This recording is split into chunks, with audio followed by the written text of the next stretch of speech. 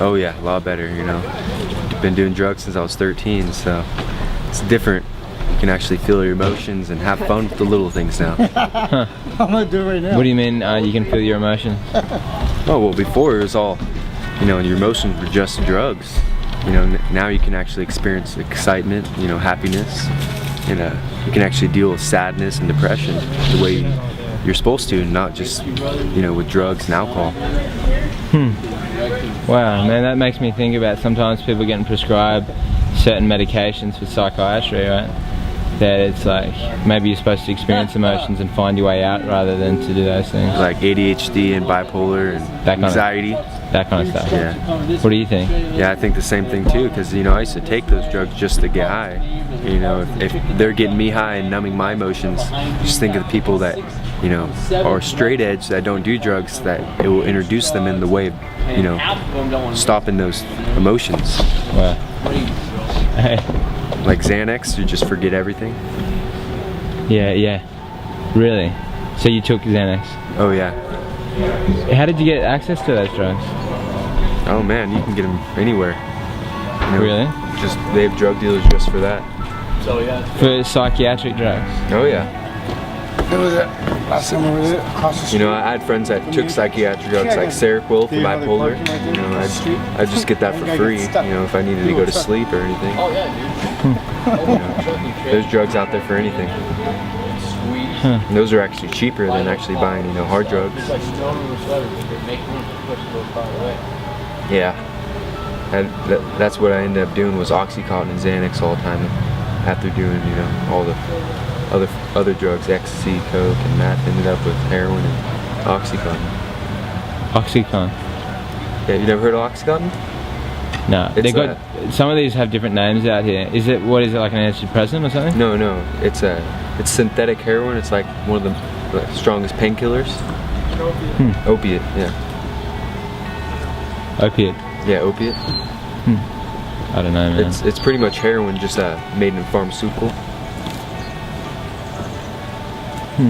Yeah, you can smoke it, shoot it, snort it, eat it, whatever your heart desires.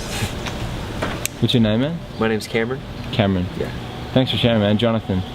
That's mind blowing. And so it messed with like your personality and stuff. Oh yeah. The drugs. In what way? Well, it just kind of makes you dull and have no emotion. You know, just have your mind just be able to focus on just getting that. With opiates, you know, I'd wake up every morning sick, sweating if I didn't have it. You know, puking from both ends, if you know what I mean. And you know, it was a $50 pill. I did about 3 days, so you know, you have to rob, steal, manipulate, scam, do anything you can to get your hands on the drugs. And you know, my life just went downhill. You know, it's not even a social drug. You know, you wake up early in the morning and go to bed early at night. You know, and just out there chasing the high just to feel better, just to, you know, not be sick anymore, just to escape from reality. Mix that with some Xanax and forget your whole day. Xanax, what's that? Xanax is an anti-anxiety pill, and they call them, it's Xanax bars. And take one of those, and you know, all your anxieties away, you relax, and you're just able to deal with life. You know, not have to deal with all the emotions that you're going through, all the problems, all the stress. How did you get introduced to drugs? I kind of went looking for them. And my mom used to do drugs. I first smoked weed with her, first smoked meth with her. You know, but I always was fond with it, I guess. I don't know. I always wanted to do drugs. I used to say I did drugs before I ever did drugs. So I guess it was because I never was able to deal with my emotions as a kid. My sister's murder and, you know, my best friend dying in middle school. I just kind of always latched to other stuff, you know, girls or drugs, alcohol, anything that can give me escape from reality. Just movies, music. Really? Huh. So you got addicted to like the media? Well, you know, I really just got into, you know, underground rap music, which is just pretty much, you know, the music that's not on the radio, that just talks about, you know, like deliberately saying they worship Satan, you know what I mean?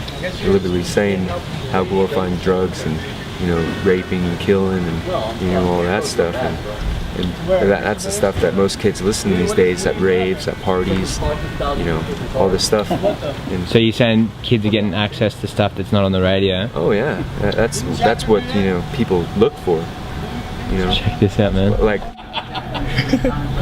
I didn't even come close to it, did I? that's funny.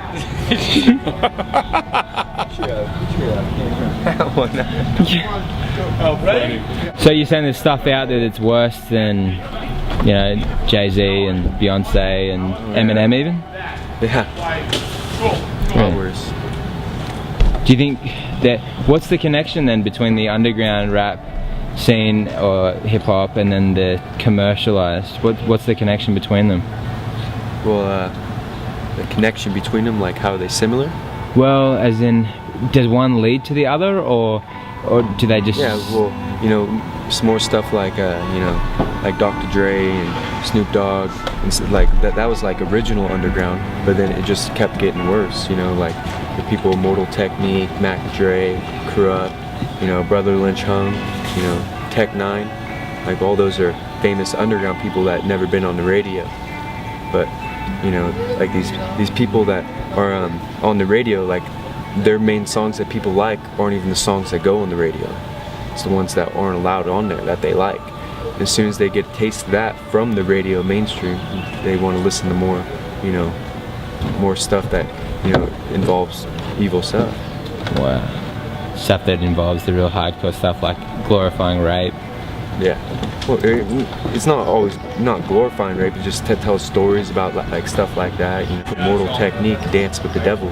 You know, that song deliberately says, you know, a dance with devil might last you forever. You know, it tells a story about this gang member who wanted to get in a gang, and they had to capture this girl on the street, and you know, any girl they were driving down the street to show that he was ruthless. So they, you know, beat her up, carried her to the top of the building, and they all started raping her. And then he pulled back the shirt cover on her head, and it was his mom. And he jumped off the building, you know, said, "Die with no soul."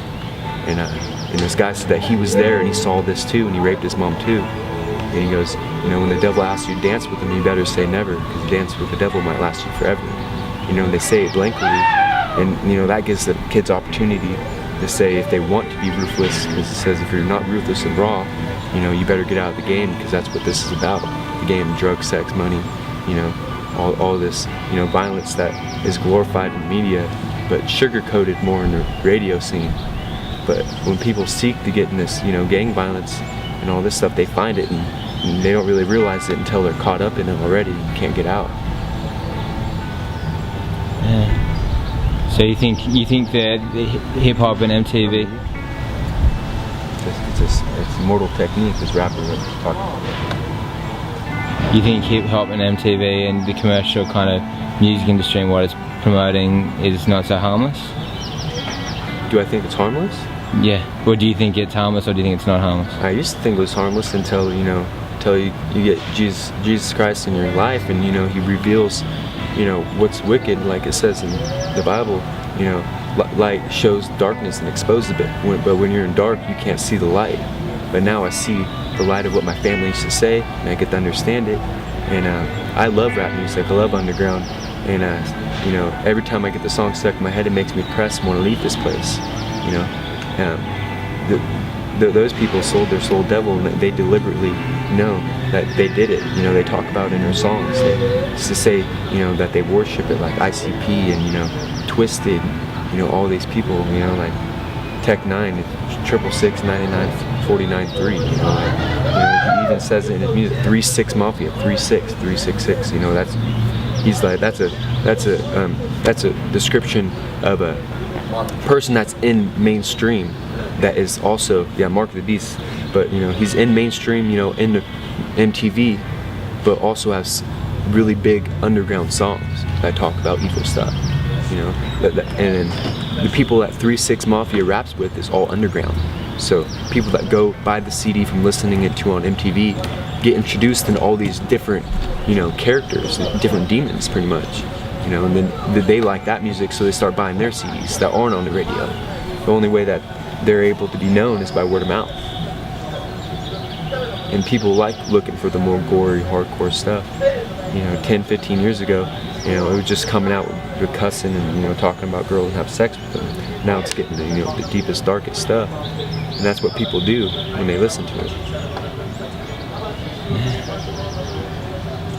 It's mind-blowing. So what would be your warning to, say, you know, the 15-year-old kid that's just kind of listening to the radio a lot and kind of getting into the scene a bit, or even, you know, maybe a university student that just kind of, you know, socialises, dances to it at the party and stuff like that? Do you think that they're at risk?